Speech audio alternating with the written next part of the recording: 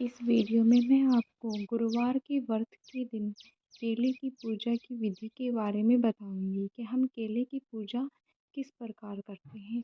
हम किसी भी देवी देवता किसी भी वृक्ष की पूजा करने से पहले सबसे पहले हमें उसका ध्यान करना चाहिए और फिर हमें पूजा के वक्त बैठने के लिए आसन लेना चाहिए। आसन सबसे ज़्यादा ज़रूरी है, बिना आसन पे बैठे कोई भी पूजा ना करें।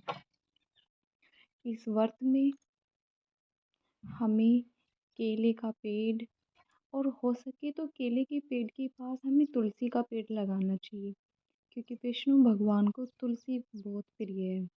अगर आपके पास जगह है तो ज़रूर आप तुलसी का पेड़ लगाएं केले के वृक्ष के नज़दीक। और हो सके तो इस पूजा को खुले आसमान के नीचे करें। खुले आसमान के नीचे करने से पूजा का फल अधिक मिलता है। सबसे पहले आप चौक फोड़ लें।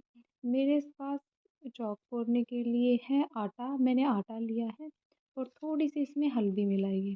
मैंने अपने केले के वृक्ष के नज़दीक तुलसी का वृक्ष लगाया हुआ है, तुलसी का पेड़ लगाया है, क्योंकि आपको पता है मैंने पहले भी बताया है कि भगवान विष्णु को तुलसी बहुत प्रिय है। सबसे पहले चौक फोड़ लिया। चौक फोड़ने के बाद में हमें एक लोटा जल लेना है। एक लोटा जल लेंगे और उसमें हमें हल्दी, दाल और गुड़ मिलाना है। तीनों चीज़ें हमें तीनों मिलाकर पेड़ की केले के पेड़ की जड़ में हमें इसे समर्पित करना है और विष्णु भगवान का ध्यान करना है। हम जब जल चढ़ाएं तो हमारा ध्यान इधर उधर की कोई बातों पर नहीं होना चाहिए, विष्णु भगवान के ऊपर हमें ध्यान करना चाहिए। और जो भी आपकी मनोकामना है वृक्ष पे जल चढ़ाते समय उसे भगवान को बताएं।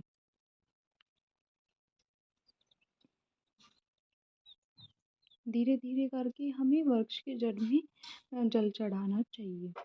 इसके बाद में हमें दीपक जलाना है। दीपक जलाने के लिए हमें सबसे पहले उसे स्वास्तिक का निशान बनाना चाहिए, क्योंकि आपको पता है सबसे पहले हम किसी भी पूजा से पहले हम गणेश जी की पूजा करते हैं। तो गणेश जी की पूजा के बिना कोई भी पूजा संपूर्ण नहीं होती। हल्दी से हमें स्वास्तिक बनाना है और स्वास्तिक बनाकर हमें दीपक रखना है स्वास्तिक के ऊपर।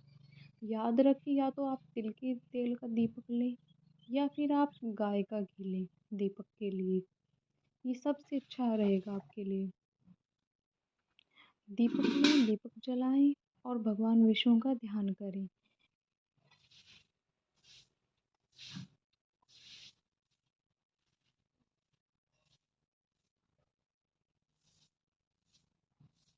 इस दीपक में हमें 2 लौंग भी डालनी है। लौंग बाती जो है दीपक की उसके दोनों किनारों पे हमें लौंग लगानी है, क्योंकि लौंग से वातावरण शुद्ध हो जाता है। जो भी हमारे आसपास की नेगेटिव एनर्जी है वो फ्रेश हो जाती है। लौंग का भोग बहुत ज़्यादा ज़रूरी होता है। यहाँ पे हम हवन नहीं कर रहे, नहीं तो हम हवन भी करते हैं।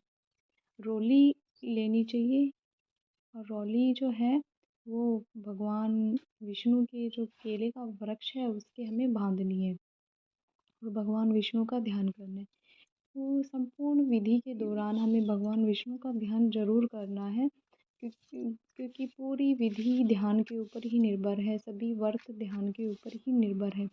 दीपक जलाएं। दीपक जलाकर हम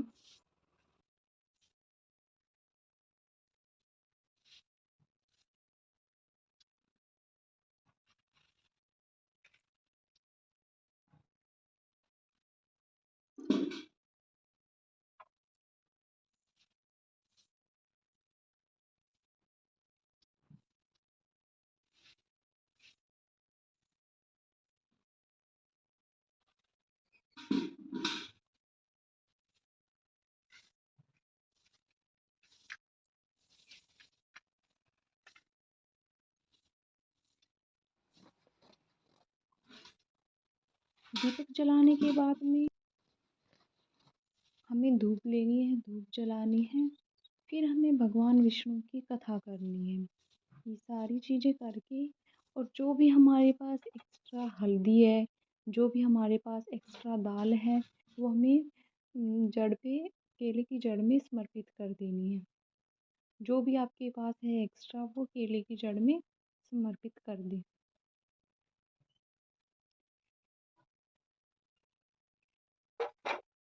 जो केला है, कोई भी पीला फल, कोई भी, जैसे कि आपके पास पपीता है, केला है, वो केले की जड़ में समर्पित करें। मेरे पास केला था तो मैंने केला समर्पित कर दिया। इसके बाद आप कथा कीजिए, भगवान विष्णु का ध्यान कीजिए और कथा कीजिए।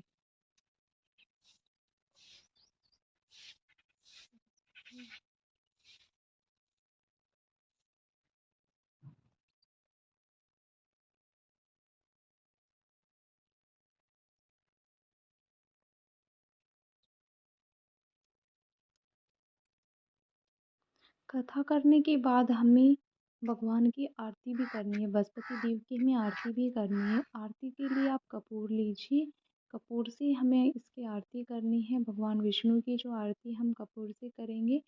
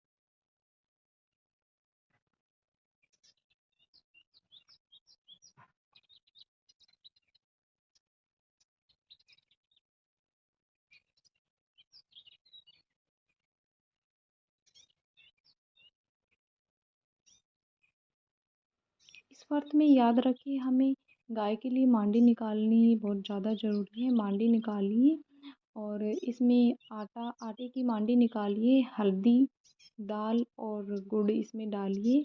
और जो भी आपके आसपास गौ माता आपको मिले उसको ये मांडी ज़रूर खिलाएं।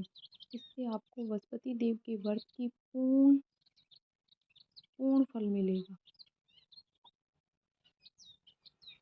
और इस व्रत के दौरान हमें पीला खाना है, पीला ही पहनना है और घर में झाड़ू पोछा हमें नहीं करना है। किसी भी प्रकार के हमें कपड़े नहीं धोने हैं।